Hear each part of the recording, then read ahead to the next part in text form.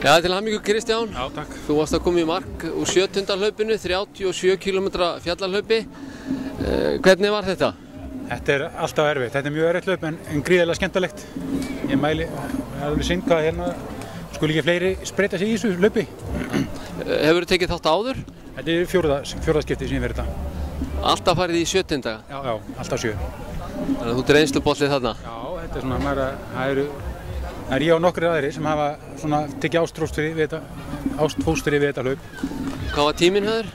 Hann var held ég 3:56. Það var markmið að fara undir 4 tíma. Er þetta besti tímiðin hingað til? Já, tvisvar sinnum farið á 3:59, þannig þetta var bæting. Sem var bara frábært. Hvað ertu búinn að vera að gera í sumar? Ertu búinn að taka einhver stærri hlaup í sumar? Nei, ég er lítið hlaupi. Ég var hérna ég tók aðeins hjólasíson.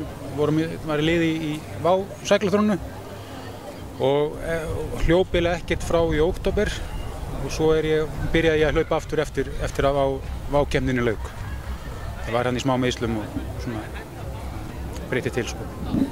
Eitthvað svona í haust, ertu að fara eitthvað ellendis eða ætlar að gera eitthvað í vetur eða næsta sumar? Nei, ég ætla bara að malla með hópnum mínum og koma að begga í form þjálfara, reyna að hlaupa hann í gang. Það er svona aðalmarkmiðið. Hvaða hópur er það?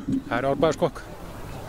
Er mikill fjöldi af hlaupurum að æfa með Árbæjarskokki? Já, það er alltaf ákveðin kjarni og mættu vera fleiri og það er alltaf skemmtilegur hópur. Þú allavega auglýsir eftir fleirum úr hverfum til að koma að hlaupa með ykkur í? Já, endilega. Bara Árbæjarskokk, það er allir velkomnir þangað. Það er mjög gaman að vera með okkur. Fínt er. Takk fyrir þetta, Kristján. Takk fyrir.